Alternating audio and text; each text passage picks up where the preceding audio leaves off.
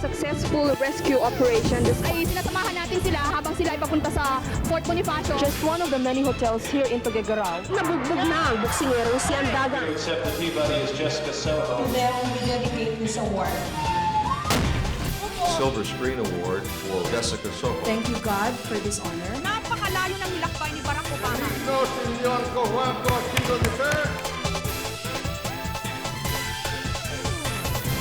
2 to 7 years old ang pinakadelikadong mga taon para sa mga bata.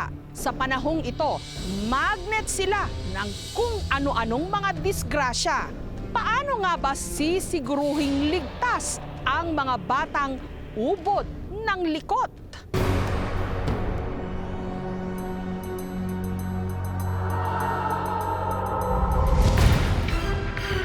Naging laman ng balita nitong nakaraang linggo ang videong ito sa China kung saan isang bata ang nasabit sa mga rehas na bakal sa isang gusali. Naipit ang ulo ng bata. Mabuti na lang at isang lalaki ang mabilis na sumaklolo. Sinuportahan ang mga binti ng bata para hindi tuluyang mahulog. Makalipas ang 30 minuto, nailigtas din ang bata. Pero sa YouTube, tila hindi sing swerte ang nangyari sa batang babaeng ito na nakaupo sa bintana ng isang mataas na building sa Japan. Ilang sandali pa, tila papasok na sa loob ang bata nung bigla itong nawalan ng balanse. Nakapaglambitin pa, subalit walang dumating na tulong. Ilang segundo lang, nakabitaw sa kinakapitang bintana ang bata. At dahil nagtatayugan na rin ang mga residential building sa mga syudad ng Pilipinas, kung walang sapat na pag-iingat, hindi malayong mangyari rin ang ganitong sakuna. Katunayan, nito lamang Marso, isang 2 taong gulang na bata ang nahulog mula sa sliding window ng isang condominium tower sa Parañaque. Nalaglag daw. Eh nakano na buksan siguro yung bintana. Ibuhatan sa upuan. Patay ba? Patay daw yun. Dead on arrival sa ospital ang sinawing palad na paslit. Dahil sa mga balitang ito, sinisiguro raw ni Narlene na laging ligtas ang kanyang anak. Lalo pat nasa ika-11th floor sila ng isang condominium building. Kung maaari, hindi ko po siya iniiwanan. Tapos, kung sakaling iiwanan ko man po siya, sinisigurado ko po na may nakabantay po sa kanya, na may knowledge po sa safety ng anak ko. Kahit sa mga pampublikong lugar, kailangan ng karampatang pag-iingat. Matatanda ang naging balang lahat nitong Pebrero sa sinapit ng 7 taong gulang na si Felix sa escalator ng isang supermarket sa Quezon City.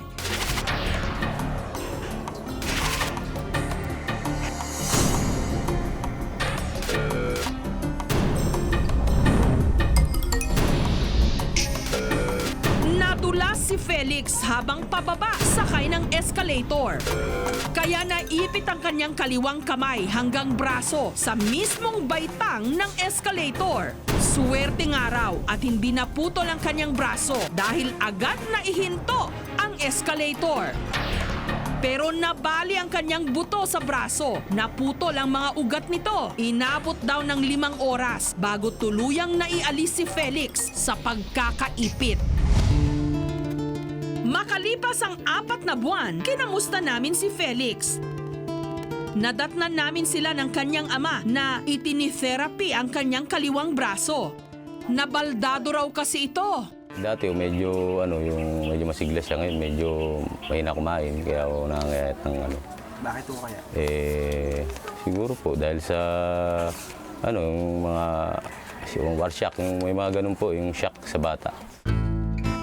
Kinailangan ding kumuha ng balat mula sa kanyang kaliwang hita para itapal sa nasirang balat sa kanyang braso. Nagsusuot din ng splinter si Felix sa pag-asang muli niyang maigagalaw ang lahat ng kanyang mga daliri. Sabi po ng doktor, yung splinting niya sa gabi lang ho isusuot para sa umaga po, normal na magamit niya yung kamay niya.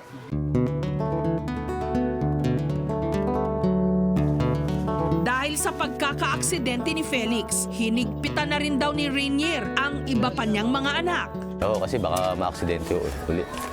Kaya hindi ko gano'ng pinapalabas yung bata. Oo, kasi hindi pa po tapos yung gamutan niyan. Kung pababayaan ko, madidisgrasya na naman. Si Felix naman, halos hindi masabi ang kanyang nararamdaman. Yung ano po, parang naano po yung kamay ko. Para po na ano po, parang tinatanggal po yung balat. Pero halatang magpahanggang ngayon, may trauma pa rin siya sa nangyari. Depende sa injury ng bata, depende rin sa scenario, sa situation kung paano siya na-aksidente. Pero pag ang trauma is, for example, it would cause, for example, amputation, naputulan ng kamay, naputulan ng paa, or blindness, for sure, matagal sila makaka-recover sa ganong klaseng incident. Ang mga bata dapat talaga laging gwardyado dahil sa sandali na tayo'y malingat, hindi natin alam ang mga susunod na magaganap.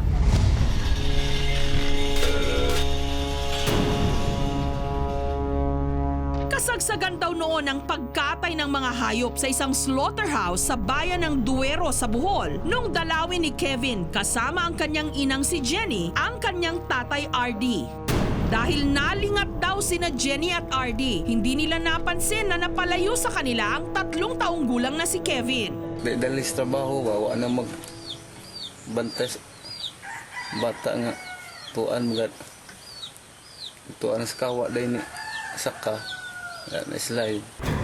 Huli na nung natuklasan nilang aksidente itong nalublob sa kumukulong tubig sa isa sa mga kawang gamit sa pagbanli ng mga nakatay ng hayop.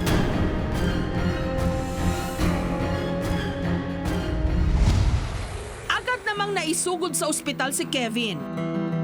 Nagtamo ito ng 2nd-degree burn sa katawan pero makalipas ang 1 buwan, binawian ito ng buhay.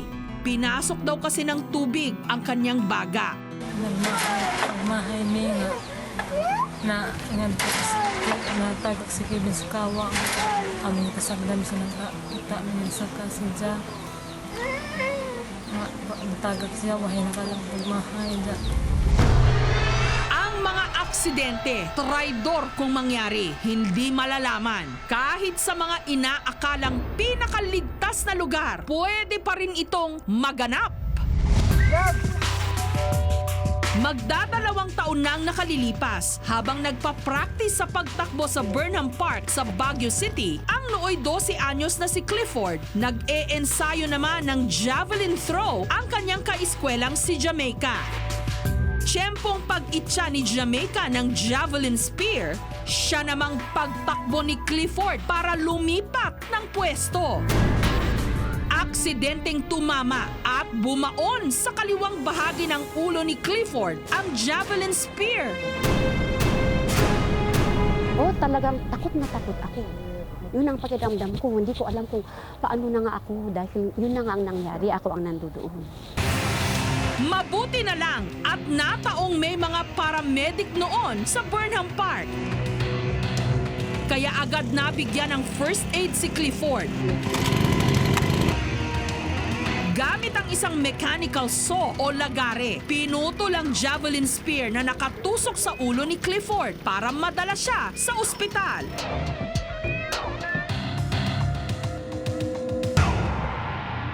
Nung nakita ko yung sitwasyon na mamamatay na yata tong anak ko, sabi ko gano'n sa pakiramdam ko. Tapos nag-pray lang ako, tapos sabi ko sa anak ko, anak, sabi ko gano'n, lakasan mo ang loob mo, tapos mag-pray ka, tulungan ka ni Jesus. Sa X-ray plates na ito, makikitang bumaon ng 2 pulgada ang javelin spear, tagos hanggang bungo at umabot pa sa utak. Pwedeng pagkagising niya, mababaliw siya, or pwedeng maparalyze yung half body niya, or pwedeng hindi na siya magigising. Pero lahat ng yon, nalagpasan ni Clifford. 2nd year high school na siya ngayon. Hindi na raw siya tumatakbo kahit naghilom na ang sugat sa kanyang ulo. Kailangan daw niya ngayon ng doble-dobleng pag-iingat dahil tanging ang balat na lang sa kanyang ulo ang nagsisilbing proteksyon ng bahaging yon ng kanyang utak. Nabasag na kasi ang parte ng kanyang bungo kung saan tumagos ang javelin spear. Maswerte dahil alam mo sa mga cases na ganyan, ang tama kasi sa kanya is parang doon lang sa gilid ng utak. Natamaan pa rin yung utak pero hindi siya tumagos. So, napakaswerte niya talaga. Maganda kung mag-helmet siya, kung maglalaro siya ng hindi maiwasan. Siguro, binuhay pa ako dahil may dapat pa akong gampanan nagatungkulin. At saka baka binuhay pa ako dahil may mga kailangan pa akong gawin. Horror stories na aming ibinalita sa inyo naway magsilbing warning at paalala. Ang mga bata nangangailangan ng 100% o 100% atensyon. Kailangan natin silang bantayan at gabayan dahil wala pa silang sapat na kaalaman at pag-iingat para proteksyonan ang kanilang sarili.